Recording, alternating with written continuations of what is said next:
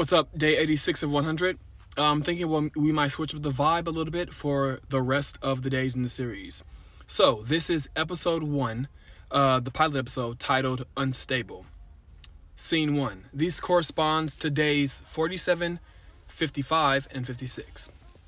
Complete blackness. Sounds are heard of a light crunching. Fade in. A man's feet are seen as he walks through desert sand. Some water spills down by his feet. Pan up. We see the man is holding a bucket of water that he just fetched from a well. He is struggling to get it somewhere. His face is tense. He's hot and visibly stressed out. He makes his way to the outskirts of a small village and enters, or is let in. The residents are shown looking equally stressed, and some are even looking malnourished. A crowd gathers to the man, clamoring to get the water. They're bringing little cups with the children in front of the line and the adults in the back. The children's faces light up as they sip the water. But as we can see, the water isn't necessarily clean, or as clean as it could be. The adults now begin to line up. In a specific section of the line are two men.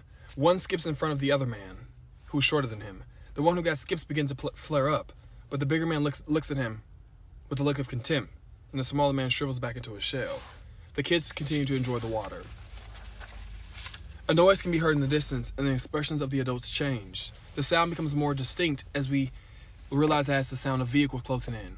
A military Humvee pulls in, and several soldiers step out. Along with them is a member of the village who looks pretty shaken up.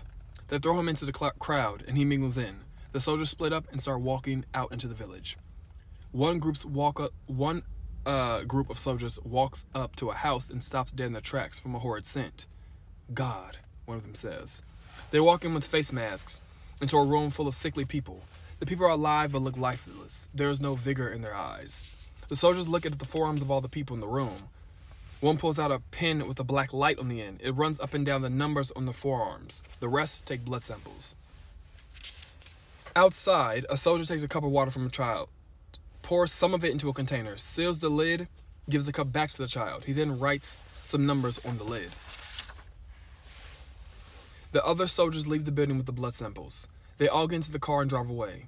The truck goes down a long, empty road/trail. We transition from an empty road to a burning, broken city. Slow, wide shots as we see the decay. We go from the village to the large city. To go from the village to the large city, one would have to pass through this area. The military Humvee raises their flag from their car, displaying a certain status. End scene 1. Scene 2. The soldiers enter a lab and take out the vials of blood and give them to a person in a lab coat. The person puts the vials into a centrifuge, takes them out and pours out the vials on a plate and looks at the blood on the plate on a microscope.